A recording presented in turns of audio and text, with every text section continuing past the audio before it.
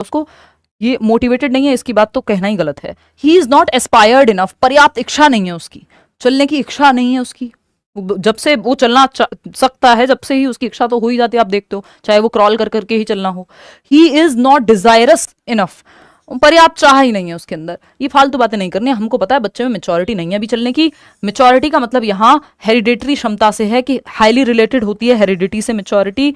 अगर बच्चे की टांगों में वो जान ही नहीं आई है अभी 3 महीने में, उसकी मसल्स में, उसकी हड्डियों में, तो वो कहाँ से चलेगा? ठीक, हाईली रिलेटेड टू हेरिडिटी। तो आपकी हेरिडिटी में कोडिंग होती है, जैसे आपके एक मोबाइल में कोडिंग है कि कोई नंबर आपने सेव किया है कहीं, तो वो सारे फीचर्स उसको पता है, कुछ तो कोड हुआ है, किसी वेबसाइट पे आप गए हैं तो कुछ तो कोडिंग हुई है। उसी तरह से आपके अंदर भी कोडिंग हुई है कि इस उम्र में दांत निकलेंगे, इस उम्र में खड़े होने लगोगे, इस उम्र में चलने लगोगे। तो बिना मेच्योरिटी के कोई काम नहीं किया जा सकता। आप 10वीं क्लास का सिलेबस पहली क्लास के बच्चों को नहीं पढ़ाते, क्योंकि अभी उसका दिमाग उतना मेच्योर नहीं है उस सिलेबस के लिए। ठीक, तो मेच्योरिटी नहीं आई है, इसलिए नहीं चल पा रहा है। आप कहें 2 दिन के बच्चे के दांत क्यों नहीं आए, भाई वो मेच्योर नहीं है अभी उस चीज के लिए, इसलिए नहीं आए। क्वेश्चन नंबर 18 देखिएगा और समझिएगा क्या कह रहा है। क्वेश्चन नंबर 18 फटाफट से बताइएगा। ये कह रहा है विच of the following is not a personal factor of learning, निम्नलिखित में से कौन सा अधिगम का व्यक्तिगत कारक नहीं है? व्यक्तिगत कारक नहीं है, पर्सनल फैक्टर नहीं है। देखो, एक होता है आपका जनरल लर्निंग में 2 तरह के फैक्टर्स हैं सीखने में। एक है पर्सनल फैक्टर, PF बोल सकते हैं इसको, जो बच्चे से रिलेटेड है, उसकी एज, उसका इंटेलिजेंस का स्तर, उसका मोटिवेशन का लेवल, है ना, उसको किस चीज में इंटरेस्ट है, ये सब लर्निंग। भाई अगर आपका इंटरेस्ट है क्रिकेट में तो आप सीखना चाहेंगे, आपकी उम्र भी होनी चाहिए, ये नहीं 3 महीने के हैं और क्रिकेट खेलना सिखा दें हम आपको। ठीक, दूसरे होते हैं एनवायरमेंटल फैक्टर्स, EF कह सकते हो, जैसे टीचिंग मेथड्स कैसे हैं आपके स्कूल में, है ना, जहां आप बड़े हो रहे थे वहां आपको पढ़ने का मौका मिला कि नहीं मिला, ये सब एनवायरमेंटल फैक्टर्स हैं। ठीक, तो अगर हम देखें यहाँ पे मोटिवेशन पर्सनल फैक्टर है, इंटरेस्ट पर्सनल फैक्टर है, बच्चे की क्षमता यानी उसका इंटेलिजेंस का लेवल, अभी थोड़ी देर पहले बताया था, ये भी पर्सनल फैक्टर में, क्योंकि बच्चे से डायरेक्टली रिलेटेड है फैक्टर्स। लेकिन सोसाइटल फैक्टर्स, जो सामाजिक कारक हैं, जिनको एनवायरमेंट में भी आप काउंट कर लोगे, तो ये आपके पर्सनल फैक्टर में नहीं आएगा, क्योंकि समाज पर्सनल फैक्टर में नहीं है, बच्चे से रिलेटेड चीजें पर्सनल फैक्टर में है। क्वेश्चन नंबर 19 देखिएगा, ये क्या कहता है, फटाफट से जवाब दीजिएगा, थोड़ा सा ध्यान से पढ़ के। ये कह रहा है विच of the following is true for extrinsic motivation, यानी बाह्य अभिप्रेरणा के लिए कौन सी एक बात सही नहीं है। बाह्य अभिप्रेरणा, 2 प्रकार की अभिप्रेरणा है, यानी मोटिवेशन है। एक है इंटरनल, जिसका रीजन अंदर है, बाहर नहीं है, कि आपको पैसे मिलेंगे इसलिए आप काम करेंगे, है ना, आपको कुछ रिवॉर्ड मिलेगा, कोई प्राइज मिलेगा, है ना, या पापा की डांट से बच जाएंगे इसलिए कर रहे हैं, ये सब बाहरी चीजें। तो ये बाह्य अभिप्रेरणा, जिसका लोकस ऑफ कंट्रोल यानी सेंटर ऑफ मोटिवेशन जो है वो बाहर है, लेकिन जिस चीज का रीजन अंदर हो, कि आपको क्यूरियोसिटी है, मजा आता है कोई चीज पढ़ने में, सीखने में मजा आता है, इसलिए कोई चीज आप पढ़ रहे हैं या सीख रहे हैं, कोई काम कर रहे हैं, गिटार बजाने में मजा आता है, ऐसा नहीं कि पैसे मिल रहे हैं उस चीज के, मिल जाए बड़ी अच्छी बात है। तो ये क्या है, इंटरनल हो गई, जिसका रीजन अंदर है। पूछा जा रहा है एक्सट्रिंसिक मोटिवेशन यानी बाह्य अभिप्रेरणा, जिसको एक्सटर्नल मोटिवेशन भी कह सकते हो आप, उसके बारे में कौन सी बात सही है। ट्रू लिखा है भाई, मैंने नोट पढ़ लिया था, ट्रू लिखा है यानी सही है। पहला ऑप्शन है it refers to the performance of an activity in order to attain an outcome, यह परिणाम प्राप्त करने के लिए किसी गतिविधि के प्रदर्शन को संदर्भित करती है। बिल्कुल सही बात है कि भाई आप गिटार की प्रैक्टिस या इन क्वेश्चंस की प्रैक्टिस इसलिए कर रहे हो क्योंकि आपके पेपर में नंबर सही आ जाए, तो ये एक्सटर्नल मोटिवेशन है। It comes from outside of an individual, बिल्कुल सही बात है। लोकस ऑफ कंट्रोल यानी सेंटर ऑफ मोटिवेशन, केंद्र जो है अभिप्रेरणा का, वो बाहर है। तो रीजन क्या है, बाहर है, कि पेपर आपको क्लियर करना है इसलिए आप पढ़ रहे हैं। तो दोनों ही बातें एक्सटर्नल मोटिवेशन की तरफ हमको लेकर के जा रही हैं। बोथ 1 and 2 आर राइट, दोनों 1 और 2 सही हैं। यही इसको अगर उल्टा कर दें कि it refers to the performance of an activity in order to attain an outcome, अगर यहां लिखा होता it refers to the satisfaction of an activity, आपको मजा आ रहा है कोई काम करके, तो वो इंटरनल मोटिवेशन है।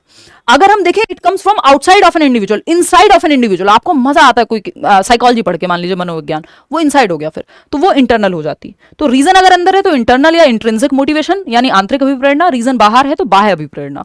क्लियर है बात।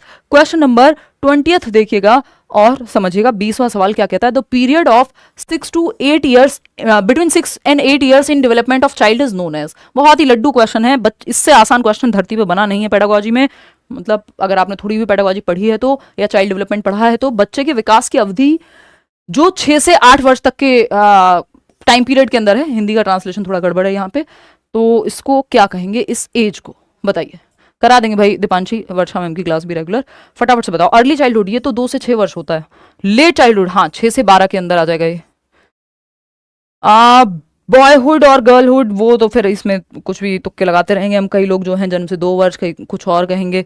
तो यहाँ पे सही उत्तर जो है वो 6 से 12 वर्ष होगा, क्योंकि 6 से 8, 6 से 12 के अंदर ही आ जाएगा, तो ये उत्तर बाल्य अवस्था के अंदर आ जाएगा, जहां पहली क्लास में, स्कूल एज भी कहते हैं उसको, बच्चा 6 साल का बच्चे का एडमिशन फर्स्ट क्लास में होगा।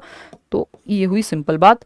आगे बढ़ेंगे, क्वेश्चन नंबर 21। आसान से क्वेश्चन है ये, क्योंकि एमपीटेट में अभी उतने लेंदी क्वेश्चन नहीं आते, हालांकि 2-3-4 क्वेश्चन मैंने डलवाए हैं असर्शन और रीजनिंग के भी, ताकि उस तरह की एटलीस्ट प्रैक्टिस हो जाए, क्या पता अब आ जाए। रिपीटेड और stereotypical behaviour is a typical characteristic of which mental disorder, choose the correct code.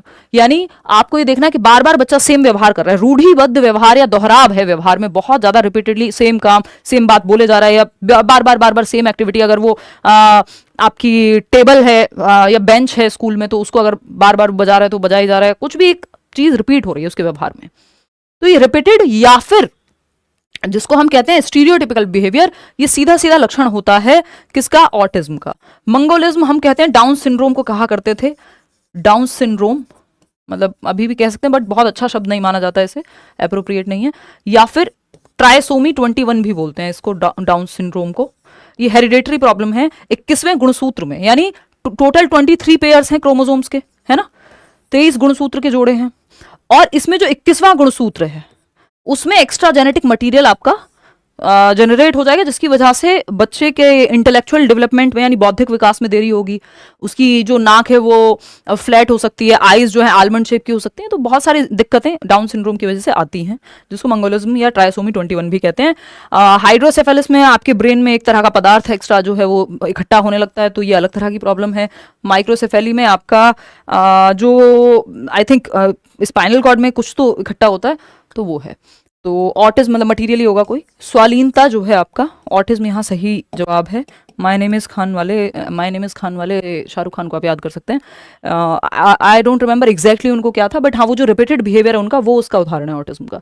Which of the following can be causes of truancy in a child, यानी ट्रूएंसी या ट्रूएंट बोलते हैं उन बच्चों को जो गैर हाजिर हैं, यानी स्कूल से बंक मार ले रहे हैं, गायब हो जा रहे हैं, वो ट्रूएंट हैं।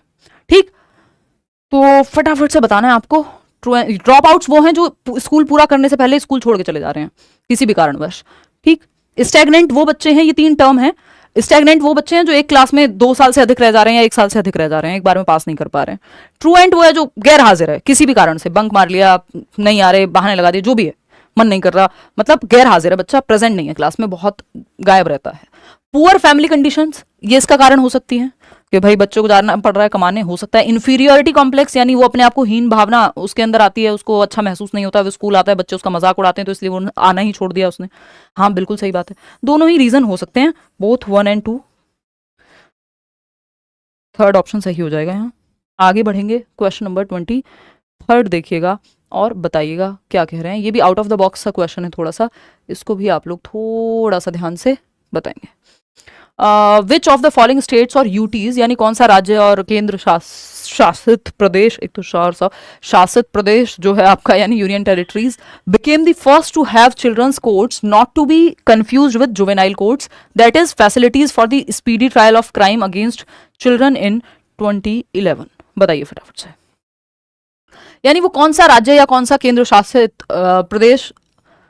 शासित प्रदेश बच्चों की अदालतें जहां पे पहली बार लाई गई। और ये वो अदालतें नहीं है जो जुवेनाइल कोर्ट होते हैं, वो डिफरेंट होते हैं। जुवेनाइल कोर्ट हैं जो वो बच्चे जो 18 साल से कम हैं और कोई क्राइम कमिट कर दे रहे हैं, तो उनके लिए जो कोर्ट्स बनाए गए, उनके आगे जो भी प्रोसीडिंग्स होनी है उसको जुवेनाइल कोर्ट कह रहे हैं। चिल्ड्रंस कोर्ट अलग है। चिल्ड्रंस कोर्ट में कुछ बच्चों को प्रोटेक्शन की जरूरत हो सकती है, कोई बच्चा हो सकता है जिसके अगेंस्ट क्राइम हुआ हो, है ना, क्राइम करने वाला जुवेनाइल है लेकिन जिसके अगेंस्ट हुआ हो वो फिर चिल्ड्रंस कोर्ट में जाएगा। तो ये सब डिफरेंस के लिए गोवा में पहली बार जो है ये सेंट्रल जो चिल्ड्रंस के लिए कोर्ट है वो बनाया गया। आगे बढ़ेंगे, क्वेश्चन नंबर 24। ये गुड टू नो स्टफ है, मतलब पता होना चाहिए जब आप पेडागोजी पढ़ रहे हैं। तो क्वेश्चन नंबर 24, इवन केवीएस तक में कुछ एक्ट्स वगैरह पूछ लेते हैं, जैसे पॉक्सो पूछ लेता है। विच of the following statements is और आर करेक्ट, कौन सा एक स्टेटमेंट सही है। पहला ऑप्शन है integration was a welcome move in the direction of changing the mindset of the people towards children with disabilities. दिव्यांग बच्चों के प्रति लोगों की मानसिकता को बदलने की दिशा में एकीकरण एक स्वागत योग्य कदम था। यानी इंटीग्रेशन, इंक्लूसिव एजुकेशन से पहले हम इंटीग्रेशन की बात कर रहे थे। एकीकरण में क्या है, आप डिसेबल्ड बच्चा या कोई भी डिफरेंटली एबल्ड जिसको हम कहते हैं, यानी कोई बच्चा है जो चल फिर नहीं सकता, दूसरा बच्चा है जो देख नहीं सकता, तीसरा बच्चा है जो स्लो सीखता है, उन सबको एक स्कूल में आपने एडमिशन दे दिया। यह है इंटीग्रेशन। तो ये एक वेलकम मूव था उस माइंडसेट को बदलने के लिए जिसमें लोगों को, डिसेबिलिटी वाले लोगों को, कि भाई कोई देख नहीं सकता तो उसको अलग स्कूल में डाल दिया, कोई चल नहीं सकता तो उसको अलग स्कूल में डाल दिया, तो वो ना करके एक स्कूल में बच्चे सीख सकते हैं, तो ये अच्छा वेलकमिंग मूव था। हाँ बिल्कुल सही बात है। Integration prepared us for the implementation of inclusion, यानी एकीकरण ने हमें तैयार कर दिया समावेश